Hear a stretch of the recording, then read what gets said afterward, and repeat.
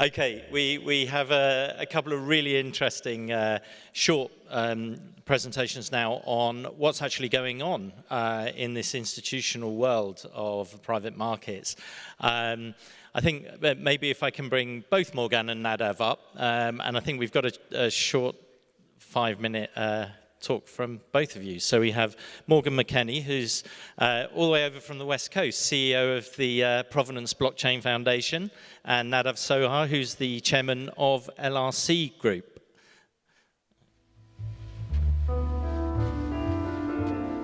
Awesome. Okay. Hello. I was going to actually, let me take a seat. So Morgan, why don't we just do short introductions, and then we can get into a little bit more of what you're doing. So Morgan, over to you first. Awesome. Thanks so much, Anthony, and thanks so much for having me. I'm delighted to be here. Hi, everyone. I'm Morgan McKenney. I am CEO of Provenance Blockchain Foundation. Provenance Blockchain is a public blockchain that's part of the Cosmos ecosystem focused on supporting financial services participants. Institutional and regulated ones use blockchain for business value. So we have over 60 financial institutions participating, over 12 billion of value transacted on chain, and lots of different assets, including private funds, which we'll get into, and that's exciting. But we also have mortgages, home equity line of credit, private market securities, and payments on chain today. And yeah, looking forward to chatting about the opportunities, which are very large in our view, in private asset space on blockchain. Oh, and I'm a recovering banker. I was at Citi for 18 years around the globe, mainly in the institutional business, mainly trying to create value from innovation. And I'm a blockchain practitioner implementing blockchain successfully at Citi twice. So I'm here, trying to grow it much bigger. I have to say, we find quite a lot of compatriots who have spent many years in large institutions, and I think this is recognized that this is a space that's really now transforming finance. So I also spent many happy years at Citi, HSBC as well. Citi alums. Yeah, very good. Nadav, did you want to just introduce yourself and LRC Group? Yeah. I'm the chairman of LRC. LRC is an asset manager, real estate. We manage around 6 billion euros of assets across Europe, residential, office, light industrial. We have undertaken a digital transformation about 3 years ago, trying to essentially digitize or automate most of the processes that happen all the way from onboarding tenants to raising funds.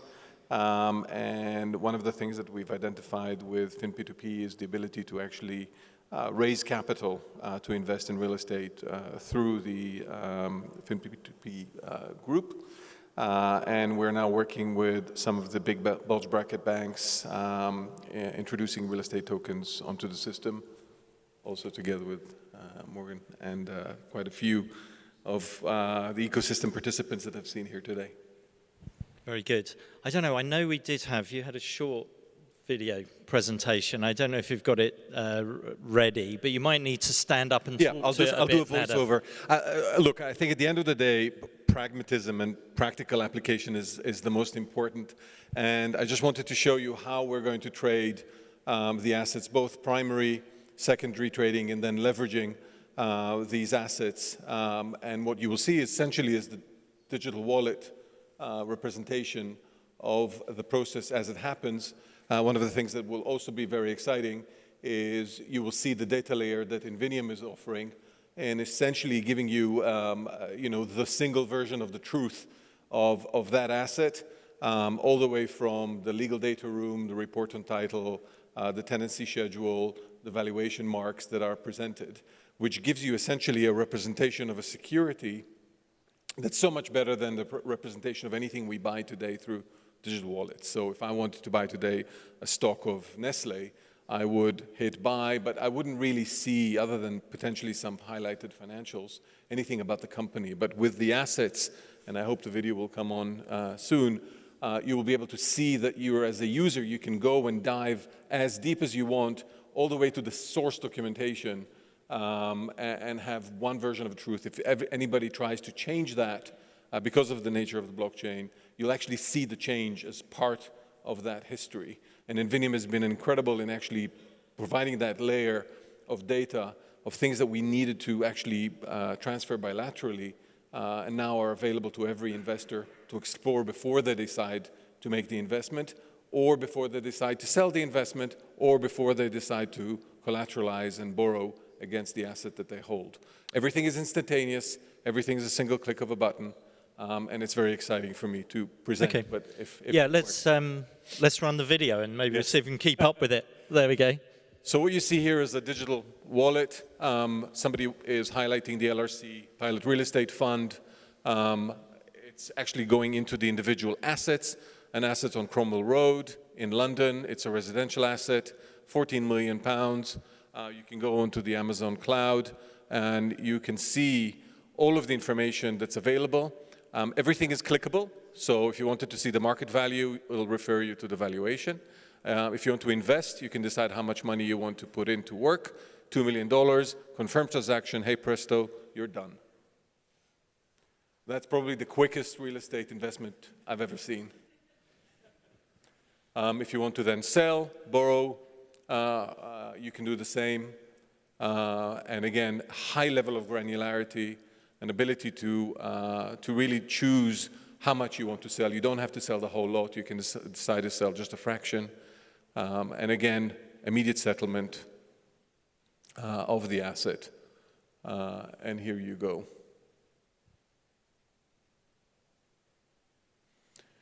This is all working within the network, so it's all KYC'd, AML'd, everything is whitelisted, so every institution that's on the system, we can decide as an asset manager who we want to work with. If there's a sanctioned bank, I can just decide to omit them from the list, and none of them can be onboarded. So I have that transparency, and the flow of funds comes directly to me as an asset manager, and I enjoy both an underwriting fee and a secondary trading fee. And as a licensed fund manager in Europe, I'm able to actually comply with all the regulations. The banks that I work with are also under a regulatory umbrella, and everything we do is within the regulatory framework. So we're not in need of changing the regulated environment. The other side factor is that if the banks are holding these assets, these are fully modelable, they're transparent, and they have a risk weighting that's actually much lower than if these assets were just private and with undisclosed pricing. That was excellent. So they always say a picture speaks 1,000 words. So I was talking a little bit ago about how this distribution can be opened up. I think probably the penny then really drops when you actually see it, right? And as you say, one click to buy a bit of a building in central London. I think, Morgan, you know, coming out of a large institution for so many years, and then you're talking about transformation, and I mean, I've seen it where people are quite skeptical about where this change is happening. Are you, with Provenance, are you now seeing, you're now focused on institutions entering this blockchain space? You're starting to see this change in attitude that people think, well, now, yeah, okay, maybe you can do this. Maybe it is happening. Absolutely. I think we've moved well beyond the POC phase for sure. We're still early days. I personally implemented blockchain in 2016 at Citi with NASDAQ. They were trying to set up a private market security marketplace. They're still trying to do it now, right? So it takes a while. However, I think you know, having these use cases live at scale on chain, and we have 16 funds today on Provenance, and you'll hear more from Victor on Hamilton Lane. Apollo has a digital asset fund coming out, and their employees are already natively buying LP issuance on chain on Provenance. And you know, there's an important set of, I'd say, surround sound that will help us. And this is why we're very supportive of GDF work and what Onero is doing, because I think for private assets, we do view it's a killer use case for blockchain. It's where we should start to get adoption, right? Because public markets are fairly liquid, and private markets are large, as you showed up on there, you know, maybe 18 trillion kind of number, and highly illiquid, operationally intensive to issue, to manage, and then no secondary trading, basically, right? Very, you know, 1% maybe. And that leaves a lot of room. That means one of the killer apps is blockchain makes previously illiquid assets more liquid, and that opens up investing opportunities. But you have to think about marketplaces differently and provide a lot more horizontal connectivity. I'm a digital girl. You can't make everybody come to you, you know, where you live. You have to go where your customers are living. And they're all, you know, people who want to buy this range of private assets are living all around the world. And so providing providing this ability to look across and get access is really, really important. We also need digital money on chain. So we have a thing called USDF, which is bank minted tokenized deposits. To buy these assets seamlessly, we want fiat on chain, and we want fiat issued by banks. Banks have the balance sheet, they have the regulatory framework, they have the AML KYC. That's an important factor. And I think we'll need to see evolution of custody, some of these digital identity solutions, under, AML and KYC in general on chain as an important factor. But I think in general, while we're early, we're seeing some very, very good traction, and we have another 2 trillion asset managers coming online soon, so that's really exciting. And yeah, we're excited to conquer private assets on chain, to really open up and democratize access to a very important wealth creation vehicle writ large. Very powerful. And actually, you touched on something that we spent less time talking about today, which is digital securities, right? We're talking about you click and you transfer and update the record of ownership. For every transaction, there's 2 legs to it at least. Some have many legs, but you've got the securities leg and then you've got the payment leg, right? So what you're doing with USDF and what some of the other initiatives are doing is incredibly powerful, right? I mean, you had the world of crypto gave rise to stable coins, and people, because they needed ways that they could trade in and out of crypto, and people say, well, they're stable coins only take small value transactions, and are they really backed, and all of this, but it's the innovation that lights the fire under then what comes. Commercial bank-backed coins, money market funds working like stable coins, and ultimately central bank currencies, right? Totally. And then you get the both legs. You click, security update, ownership, payment settled, done.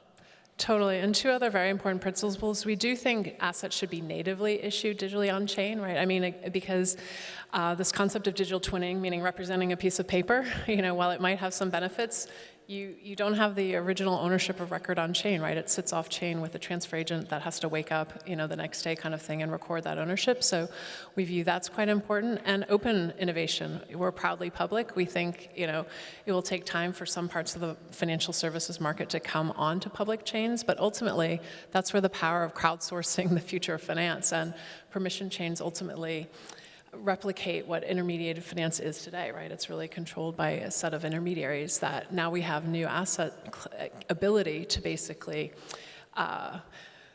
create new solutions for financial infrastructure for the very first time, right? All of the innovation to date has been happening over the last decade on the consumer app layer, and now we can finally, this is finance's 1998 moment, and the self-checkout lane of finance that you just saw in the demo. You can really not only own your assets, but control your assets and decide what and when you want to do with them. Very good. And so, Nadav, you have a banking background, and then you real estate guy, for want of a better, chairman of LRC Group. So it's not you're not technology first, right? It's like a means to an end, I guess. So, what? I've always been a technology banker. Right. I've invested in startups. I also spent times running operations in technology companies. So I try to bring best of all worlds of banking and finance. But fundamentally trying to solve business problems.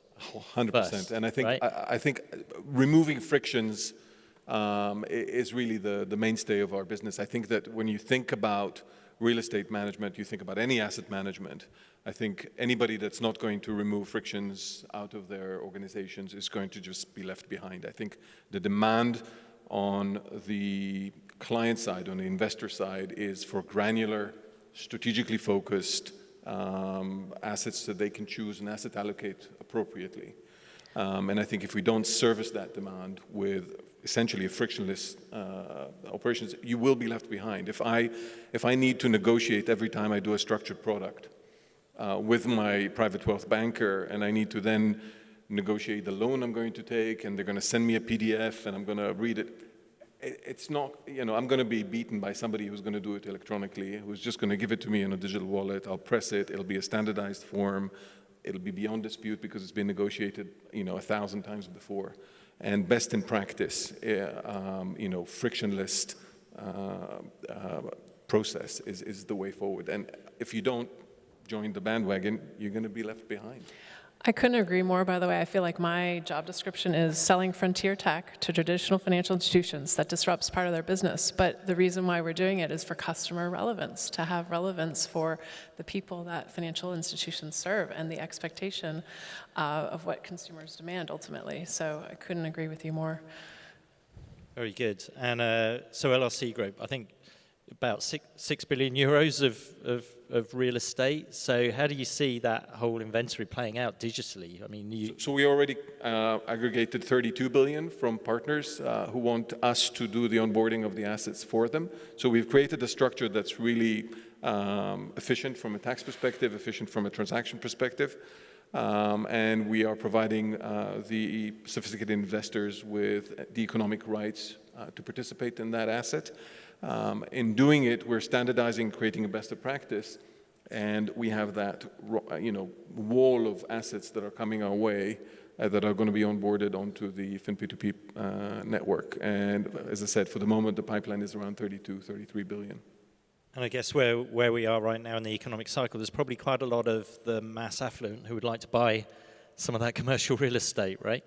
Yes, there is demand. So on the private equity side, if you want to buy exposure to residential real estate in London, it's very difficult to do. There's no real single ETF that can do it.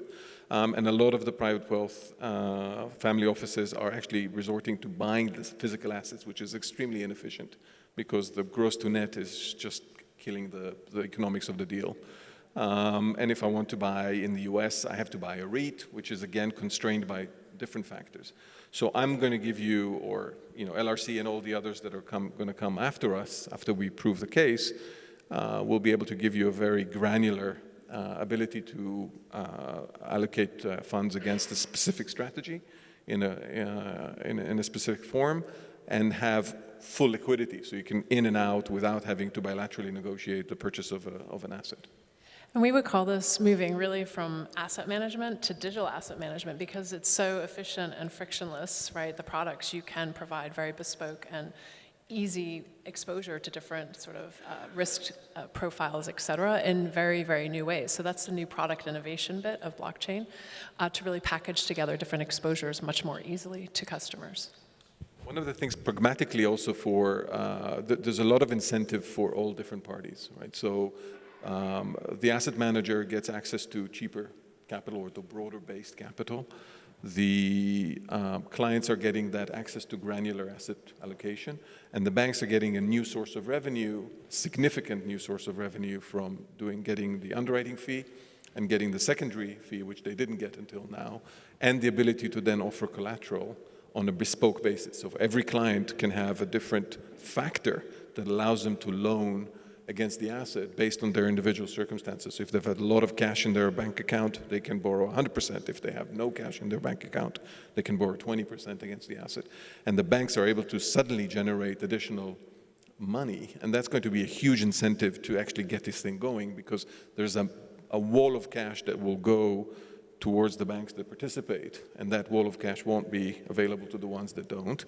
I think also from a risk perspective, once I have these assets and they're fully visible, fully transparent, the risk allocation is going to be lower, so the return on equity on the participating bank side will be higher. Very good. I think suddenly we're out of time. The conversation was rolling. So I thought it was really useful to hear from both of you in terms of practical things that are really making it real, as per your demo.